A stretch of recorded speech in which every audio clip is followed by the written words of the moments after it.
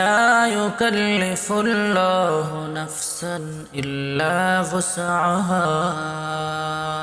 আসসালামু আলাইকুম ওয়া রাহমাতুল্লাহি ওয়া বারাকাতুহু। আমাদের ইসলামিক চ্যানেলে স্বাগত। আজকে আমরা কথা বলবো কোরআনের এমন শক্তিশালী 3টি আয়াত নিয়ে, যে আয়াতগুলো আমাদের উদ্বেগ দূর করে দেয়, আমাদের কষ্ট কমিয়ে দেয় এবং আমাদের হতাশা দূর করে দেয়। চলো তাহলে শুরু করা যাক। আল্লাহ তাআলা কোরআনুল কারীমের মধ্যে সরাসরি আপনার মানসিক শান্তির সমাধান দিয়েছে।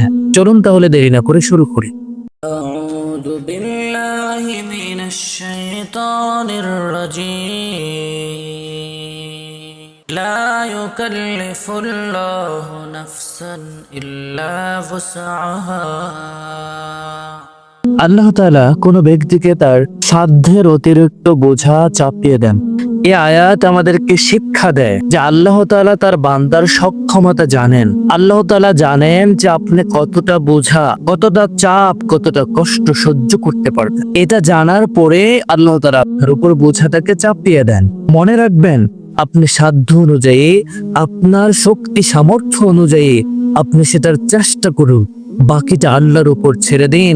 সেই মহান মালিক আপনার সেই কষ্টটা দূর করে দেবে। আপনার পরীক্ষা, আপনার চাকরি, আপনার ব্যবসায় সমস্যা, আপনার পারিবারিক সমস্যা, আপনি বিভিন্ন সমস্যায় জর্জরিত রয়েছে। যে কোনো চাপে আয়াতটি আপনি স্মরণ করুন, 3 বার পড়ুন, আল্লাহ তাআলাকে স্মরণ করুন এবং বলুন, হে আমার রব, হে আমার মালিক, আমি আমার দায়িত্ব পালন করেছি, তুমি আমাকে সাহায্য কর। দেখবেন আল্লাহ তাআলা আপনার সমস্ত হতাশা, আপনার সেই কষ্টগুলো সেই মহান মালিক দূর করে দিচ্ছে। 2 নম্বরে আমরা যে আয়াতটি রেখেছি, যে আয়াতটি আমাদের আশার আলো দেখায়, সেটা হলো আল্লাহ তাআলা বলেন, أعوذ بالله من الشيطان الرجيم والضحى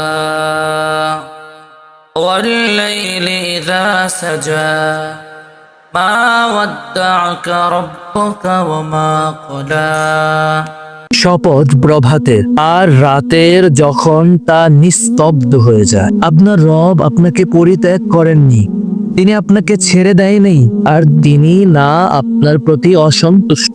এই আয়াত নাজিল হয়েছিল সেই সময় যখন রাসূলুল্লাহ সাল্লাল্লাহু আলাইহি ওয়াসাল্লাম দুঃখে, কষ্টে এবং হতাশায় নিমজ্জিত ছিলেন। আল্লাহ তাআলা আমাদের নবীকে এই বলে সান্ত্বনা দিয়েছিলেন, সেই মহান মালিক আপনার কষ্টে, আপনার জীবনের চরম মুহূর্তে, আপনার সেই অন্ধকার মুহূর্তেও আপনার মালিক আপনার পাশেই রয়েছে। আপনি যখন হতাশায় নিমজ্জিত, আপনি রাতে ঘুমানোর আগে আয়াতটা স্মরণ করুন এবং মনে করুন, আল্লাহ কখনো আপনাকে ছেড়ে যাননি। তিনি আপনার সব কষ্ট দেখেন, সব কষ্ট অনুভব করতে পারেন, তিনি আপনাকে সাহায্য করবেন ইনশাআল্লাহ। কোরআনুল কারীমের মধ্যে আমরা 3 নম্বর যে আয়াতটি রেখেছি, সূরা তাওবার 40 নম্বর আয়াত। أعوذ بالله من الشيطان الرجيم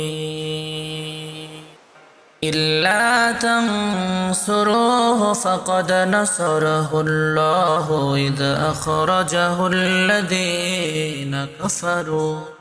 যদি তোমরা তাকে সাহায্য না করো, আল্লাহ তাআলা তাকে সাহায্য করেছিলেন যখন কাফিররা তাকে মক্কা থেকে বহিষ্কার করেছিল। এই আয়াতটি রাসূলুল্লাহ সাল্লাল্লাহু আলাইহি ওয়াসাল্লামের সেই সময়ের কথা স্মরণ করে দিয়ে আয়াতটি নাজিল হয়েছে, যেদিন আবু বকর রাদিয়াল্লাহু তাআলা আনহুকে নিয়ে রাসূলুল্লাহ সাল্লাল্লাহু আলাইহি ওয়াসাল্লাম মক্কা থেকে মদিনার দিকে হিজরত করলেন। সেই দিন একটি গুহায় আশ্রয় নিয়েছিলেন। এই আয়াত আমাদের শিখায়, বিপদের সময় আল্লাহ তাআলাই আমাদের যথেষ্ট।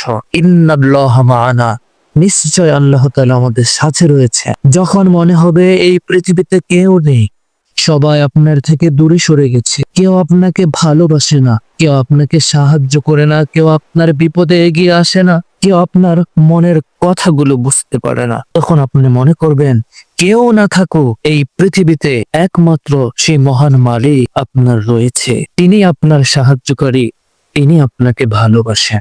আজকের ভিডিওটি যদি ভালো লেগে থাকে, লাইক করুন, সাবস্ক্রাইব করুন এবং বেল আইকনটি অন করে দিন। আগামীকাল আমরা শুনবো হাদিসের আলো থেকে কিভাবে অল্প আমলে বেশি সওয়াব অর্জন করা যায়। জাযাকাল্লাহু খাইরান। আসসালামু আলাইকুম ওয়া রাহমাতুল্লাহি ওয়া বারাকাতুহু।